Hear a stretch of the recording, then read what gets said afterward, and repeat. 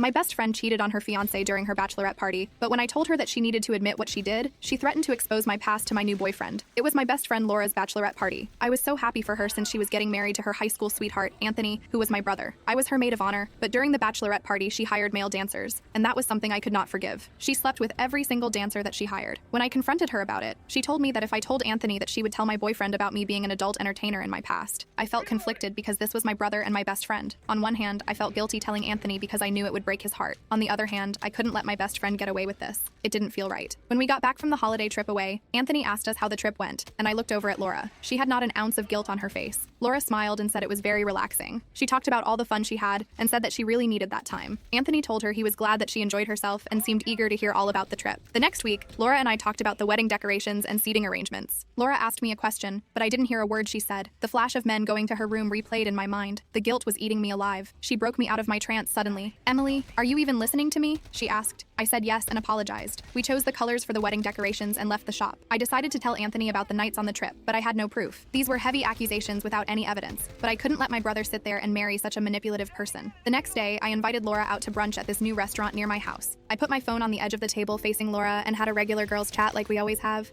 We hadn't spoken one-on-one on the nights of the trip since the night she threatened to tell Todd about my past. We talked about the wedding plans, and she told me how excited she was about everything. Then I brought up the trip and asked her if she wanted to go somewhere like that for her and Anthony's honeymoon. She said she would love that since it was such a beautiful resort, and the food was amazing. I told her that one of the other bridesmaids got the number of a guy she met at the resort. She said that was juicy and told me to spill the tea about it. I said I didn't know much except they planned on having a date soon, and joked that she might be getting proposed to at Laura's wedding. Laura laughed and said she wished she could have taken one of the guy's phone numbers from the resort. I asked her which one. She told me in a low voice. I'd take the second guy. He was so good in bed. I acted like I was picking up my drink and pushed my phone closer to her. I asked if he was the best out of all of them, and she said by a long shot. We laughed and drank. Soon the waiter brought us the bill, and I ended my voice recording on my phone. We hugged and went our separate ways. The second I got to my car, I called my brother. I told him that I needed to talk to him ASAP and asked to meet up with him without telling Laura. He asked me if everything was okay and what was going on. I told him that I would explain as soon as I saw him. I told him to meet me at my house and hung up the phone. I raced home and waited for Anthony. When he knocked on the door, I answered it quickly and asked if Laura knew he was over there. He said no, and that she thinks he went to visit our parents. I led him to the couch and pulled out my phone. I told him I wanted him to hear something and played the audio. His face dropped. He asked me how long I'd known, and I said since that night. We sat there in a long silence, and he said, she told me she had a lot of fun and how she really needed that night. She talked about how all the guys on the resort were hitting on her, and she flashed the ring I bought her every time. I couldn't believe she lied to me. I told him I was sorry he had to find out that way, but he just had to know the actual person he was marrying. He asked why I waited so long to tell him, and I told him that she threatened to tell Todd that I used to be an adult entertainer. Anthony said that it shouldn't matter since it happened before you were together, but Todd was a conservative man, and I wanted to be 100% transparent with him at the right time. Also, I wanted him to hear it from me. Anthony told me he was sorry that I got caught in the crossfires of their relationship, but he was my brother, and I cared more about his well-being than keeping a friendship with a liar. I then told him that if he were going to break up with Laura, he would have to do it for another reason. I didn't want Laura to know I told him or recorded our conversation because she could still tell Todd about my past. It was 2 weeks before the wedding, and I got a call from Laura. She was crying and screaming on the phone. I could barely understand what she was saying other than her repeating, "He left me. He left me." I asked her what she was talking about, and she said Anthony called off the wedding. I asked her why, and she said that they weren't compatible because he found some evidence of her cheating on her phone. I could hear her sniffing up the tears. I asked for more information, and she said that was all he had said. She asked me if there was another girl, and I told her I knew nothing about another girl. I said he was head over heels for Laura, and I don't know what could have happened. Her voice sounded so hurt. For a moment, I felt bad for her. I knew I would have to be there for her at this time. A few months went by, and Laura stayed at my house, constantly rotting on my couch and crying to herself. I tried to cheer her up with her favorite candies and watch movies with her, but you don't realize how many movies are centered around couples until you have to avoid them. I was there for her through all the heartache and listened to her vent. She asked me if I could talk to Anthony to get him to take her back, and I told her that she had broken his heart, and that I didn't think there was a way to come back from that. She cried day in and day out. After a while, she started crying less. She asked me how Todd and I were such a good couple, and how he felt knowing about my past. I told her he still didn't know yet, and wanted to tell him on my own terms. She said she didn't want what happened to her to happen to me, and that I should tell him soon. I said it was my relationship and I would handle it my way. After third-wheeling our relationship for months, Laura moved back into her own apartment. She still visited a couple of times a week. She seemed happier when I saw her each time, and I could see that having some space was really helping her. I was glad at this. One evening while at dinner, Todd told me he was glad to see Laura doing better and asked about Anthony. I told him that Anthony was managing, but I realized I hadn't talked to him in a while and said I would call him up the next day to see him. At the end of dinner, the waiter brought me a dessert, but I didn't order one. When I tried to explain that I didn't order a dessert, I saw in a chocolate sauce, "Will you marry me?" And when I looked back at Todd, he was already on one knee looking at me with charming eyes and a smile on his face. I nearly fainted. I felt butterflies in my stomach and shook my head. Yes, he put the ring on my finger and kissed me. I hugged him with tears in my eyes. The next day, I called my brother Anthony and decided to meet him at his house to catch up. We talked about what was going on in our lives, and he was super excited to hear that Todd was now my fiancé. He told me that I was super lucky to find someone so genuine and loving, unlike his ex.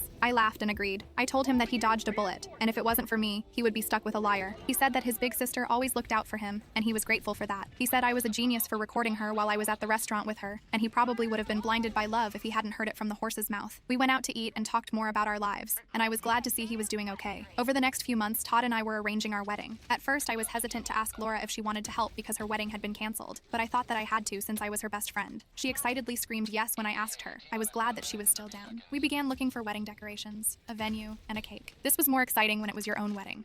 I often daydreamed about me and Todd getting married, and it was coming faster than I expected. Laura and I went out for lunch one Saturday to the same restaurant we had gone to before. She said the food was so good she had to get it again. When I arrived, she got me a gift. It was a cartoon drawing of me and Todd. It was one of those drawings that you get from the fair when you sit down, and the guy draws you and your significant other with crazy proportions like big heads and little bodies. The drawing of me had a huge mouth. I had to laugh. I asked her where did she get this from since the fair hadn't been here for months, and she said knew a guy who sells them. They look so accurate, right? She laughed. I told her most definitely. She said we had to frame it and hang it right on top of the bed once we got married, and I said this would go somewhere, but I'm not sure exactly where yet. We both ordered the same meal we got last time, which was the grilled steak with garlic butter and the seafood paella. It was just as delicious as it was last time. Laura asked if I was nervous about the wedding, and I told her a bit because I hadn't told Todd about my past, and hoped that it wouldn't make that big of a difference. She said it shouldn't if he really loved me for me. I agreed with her, and we enjoyed the rest of our food and left. The wedding day arrived, and it was time for me to walk down the aisle. The soft music was playing, and I made Laura my maid of honor just as she had to me. I was greeted with the smiling faces of our family and friends. I felt nervous, but I was happy. As the officiant was about to let us tell our vows, he asked if anyone objected. A voice from behind me said, "Me," and I thought it was a joke at first, so I laughed. Then I turned around to see it was Laura. Then she said with a stern face, "I'm serious." The crowd gasped, and I asked her what she was doing. She said that she knew that I was the one who broke up her and Anthony's wedding. I stood in shock. She said she overheard me and Anthony's conversation in his house months ago, confessing that I recorded our conversation in the restaurant. I asked her what she was talking about, still denying the accusations. I felt my face turning red and sweat was forming under my arms. She said she bugged Anthony's house after the wedding.